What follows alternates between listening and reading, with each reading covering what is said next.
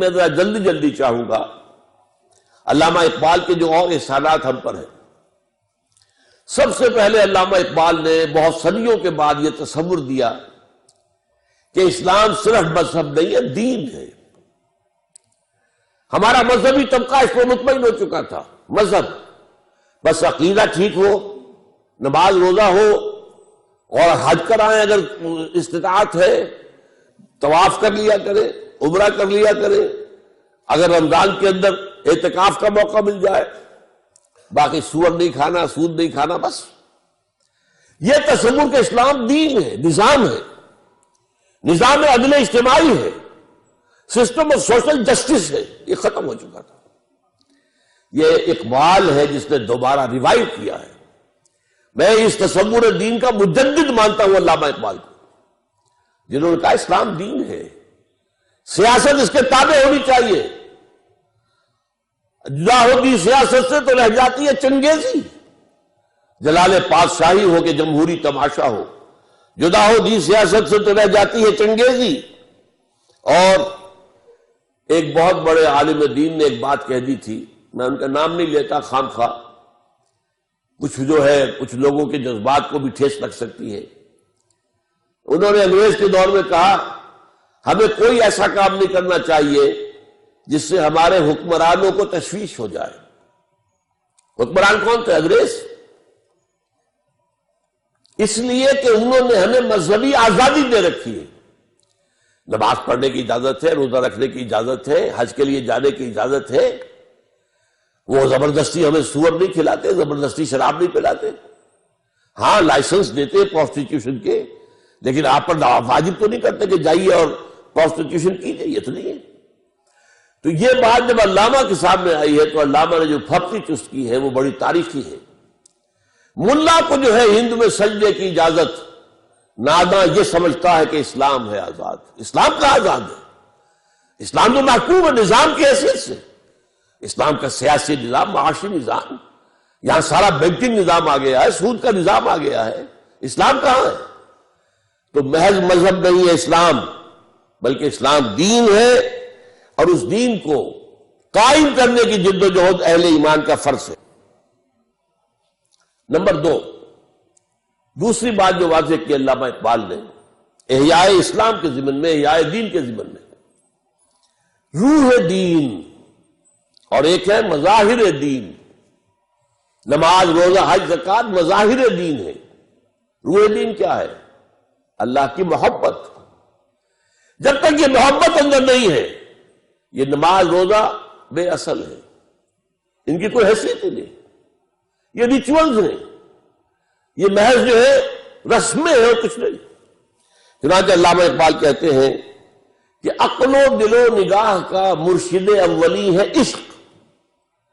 میں دوسرا مصرع پڑھتے ہوئے ڈر رہا ہوں، عشق نہ ہو تو شر و دین، بتکدہ تصورات، بتکدہ، یہ رسمیں ہماری معبود بن گئی ہیں، رسمیں ہمارا مقصود بن گئی ہیں، وہ اللہ کی محبت کہاں ہے؟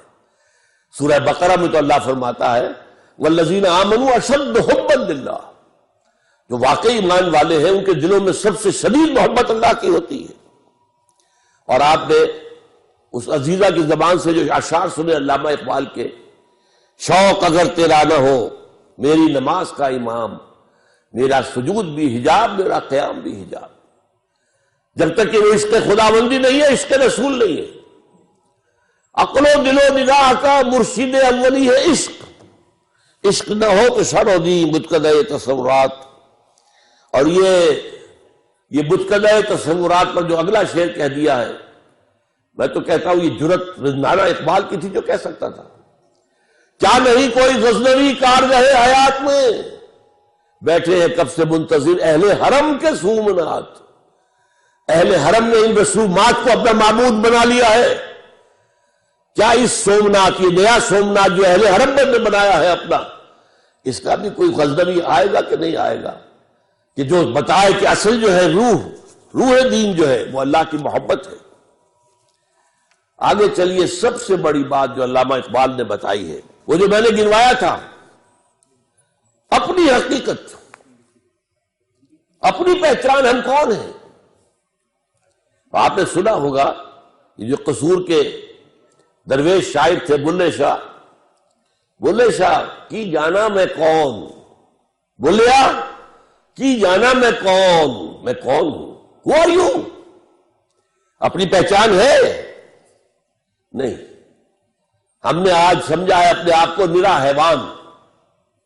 ڈارون کی تھیوری نے آ کر اس طریقے سے ذہنوں کے اوپر غلبہ کیا ہے، کیونکہ ہم سمجھتے ہیں صرف اپنے آپ کو حیوانی وجود ارتقاء سے وجود میں آیا ہے حیوان. اب ایک انسان میں اور شمپینزی میں اور گوریلے میں اتنا ہی فرق ہے نا جتنا کہ گدھے اور گھوڑے میں. گدھا ذرا کورس جانور ہے اور گھوڑا جو ہے ذرا ریفائنڈ اینیمل ہے. بس ہم ریفائنڈ ہومو سیپینس. اس سے پہلے نہ معلوم کتنے ہومو ایریکٹس اور کتنے ہوئے تھے. لیکن اصل میں یہ ہے کہ انسان کی حقیقت کچھ اور ہے. انسان دو وجودوں سے مرکب ہو کر بنا ہے، وجود حیوانی، وجود روحانی. روح، یہ روح ہے جس کی بنا پر یہ مسجود ملائک بنا.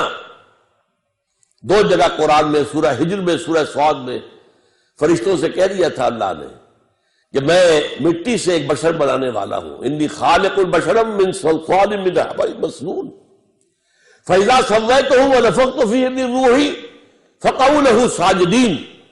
جب میں اسے تیار کر لوں اور اس میں اپنی روح میں سے پھونک دوں تو پڑنا اس کے سامنے سجدے میں، گر جانا سجدے میں. وہ تو اصل روح ہے، وہ روح ہے جو ہم ہیں، اصل حقیقت ہماری. ہم سمجھ بیٹھے یہ حیوانی وجود ہمارا ہے. یہ حیوانی وجود مٹی سے آیا ہے، خاک سے آیا ہے. یہی سے اس کی غذا آ رہی ہے. گندم ہے تو وہاں سے آ رہی ہے، چاول ہے تو وہاں سے آ رہا ہے. بکری کا گوشت کھایا ہے تو بکری نے بھی گھاس پات کھایا ہوا جس سے گوشت بنا ہے. اور یہ روحانی وجود عالم بالا سے آیا ہے، یہ عرش معلی سے آیا ہے. اور اس کی غذا جو آتی ہے وہ بھی اللہ کا کلام ہے. اس کا تغذیہ اور تقویت کلام اللہ کے ذریعے. اب یہ فلسفہ ہے، اس کا نام علامہ اقبال نے خود ہی رکھ دیا ہے. نمبر 4، نظام دین کی تشریح جو علامہ اقبال نے کی. اقبال نے اس دور میں اسلام کے سیاسی، معاشی اور سماجی نظام کی بھرپور جو ہے وضاحت کی.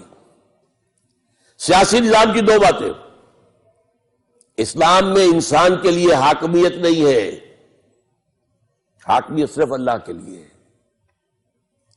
سروری زیبا فقط اس ذات میں ہمتا کو ہے، حکمراں ہے ایک وہی، باقی بتانے حاضری. Sovereignty belongs to God. انسان کے لیے کیا ہے؟ خلافت. اور خلافت کے معنی کیا ہے؟ جو ہمارے ہاں وائسرائے ہوتا تھا، انگریز ہمارا حاکم تھا، بادشاہ یا ملکہ تو ہوتی تھی لندن میں، یہاں کون ہوتا تھا؟ دلی میں وائسرائے. ان کا آپس میں رشتہ کیا تھا؟ جو حکم لندن سے آ جائے گا اسے تو امپلیمنٹ کرنا ہوگا ایز سچ. وائسرائے کو اس میں تبدیلی کرنے کا اختیار نہیں ہے. البتہ جہاں کوئی حکم نہیں ہے اسے اپنی لوکل سرکمسٹانسز لوکل جو ہے دیکھنے چاہیے، اپنی پوری ذہانت سے کام لے کر جو بھی امپائر کے لیے بہتر بات نظر آئے وہ کر لے. یہ خلافت ہے، یہ وائسریجنسی ہے. Man is the viceregent of God, man is not the ruler. سروری زیبا فقط اس ذات بے ہمتا کو ہے، حکمراں ہے ایک وہی، باقی بتانے حاضری. اس کی جو بادشاہت ہے اس کے معنی کیا ہے؟ اس کی کتاب اور اس کے رسول کی سنت کے تابع رہو گے. جہاں ان دونوں کا حکم ہے سر تسلیم خم، جہاں حکم نہیں ہے یہ امرہم ہے، اللہ نے تمہارے اوپر چھوڑ دیا ہے. امرہم شورا بینہم، آپس میں مشورہ کر کے معاملہ طے کر لو. یہ ہے اسلام کا نظام. یہ ڈیموکریسی نہیں ہے، یہ تھیوکریسی نہیں ہے. ڈیموکریسی کی بنیاد ہے پاپولر ساورنٹی پر. ساورنٹی یہ اللہ کی ہے، یہ اپنا نظام ہے، نظام خلافت ہے. آگے چلیے اسی طریقے سے معاشی نظام کا اصل کیا ہے؟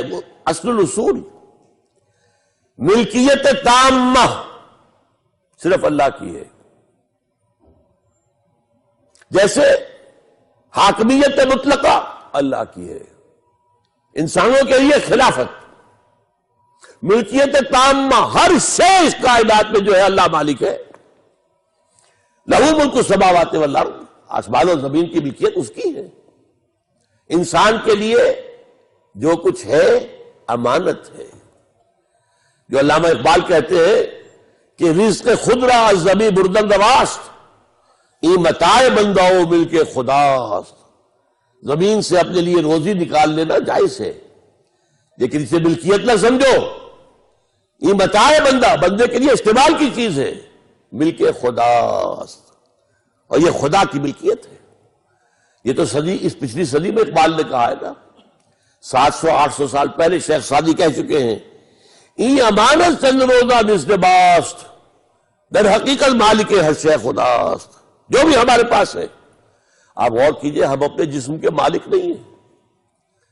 یہ جسم بھی ہمارے پاس امانت ہے، یہ ہاتھ بھی اللہ کی امانت ہے. اسی اللہ کی مرضی کے کام میں استعمال کرو گے، اللہ کی مرضی کے خلاف استعمال نہیں کرو گے. یہ تمہارے پاؤں، یہ اللہ کی امانت ہے.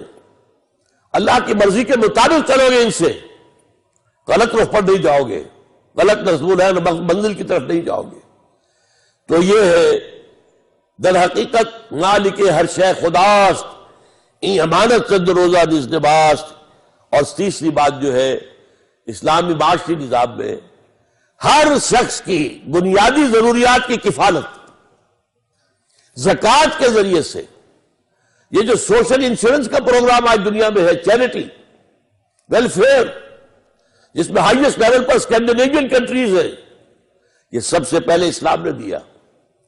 سب سے پہلے عمر نے کہا تھا رضی اللہ تعالیٰ عنہ کہ اگر کوئی دجلہ و فرات کے کنارے کتا بھی بھوکا مر گیا تو عمر ذمہ دار ہوگا. یہ آج بھی نہیں ہے آپ کے پاس، لیکن یہ کہ اسلام نے دیا تھا پہلے.